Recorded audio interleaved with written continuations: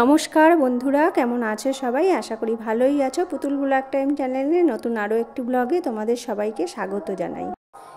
তো দেখো, আমরা মায়াপুরে চলে এসেছি আর ভাবছিলাম সকাল সকাল বেরাবো, কিন্তু অনেকটাই দেরি হয়ে গেল। 11টা বাজে আর প্রচণ্ড রোদের তাপ।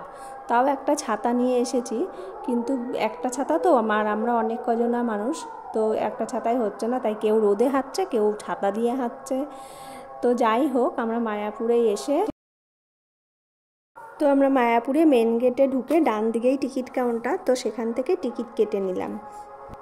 তো আগেই আমরা টিকিটটা কেটে নিলাম, কারণ আমাদের আসতে এমনিতেও দেরি হয়ে গেছে, আর 12টা অবধি নাকি টিকিট দেওয়া হয়, তারপরে আর দেওয়া হয় না। তো আমরা এইটা টিকিট কাউন্টার, আর টিকিট কাউন্টার থেকে আমরা 70 টাকা দিয়ে টিকিট কেটে নিয়েছি। আর প্রসাদের টাইম হচ্ছে বেলা 1টা থেকে দুপুর 2:30 অবধি।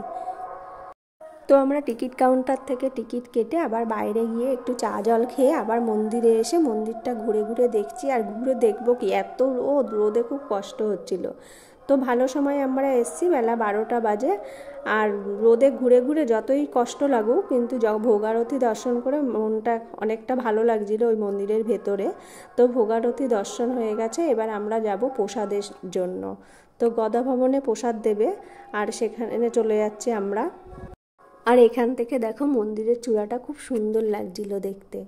তো এইটাই গদা ভবন, এখানে প্রসাদ বিতরণ করা হবে ভেতরে। তো আমরা প্রসাদ খেয়ে নিই, আর তোমরা চলো দেখতে থাকো। তো প্রসাদে দিয়েছে ডাল, 5 তরকারি, রুটি আর পায়েস। আর রান্নাটাও খুব সুন্দর হয়েছিল। আর যতই হোক, যে ভগবানের প্রসাদ সবসময় ভালোই হয়। তো আমার ভিডিও কেমন লাগলো তোমার কমেন্টে জানিয়ে, আর যদি ভালো লাগে একটা সাবস্ক্রাইব করে দিও।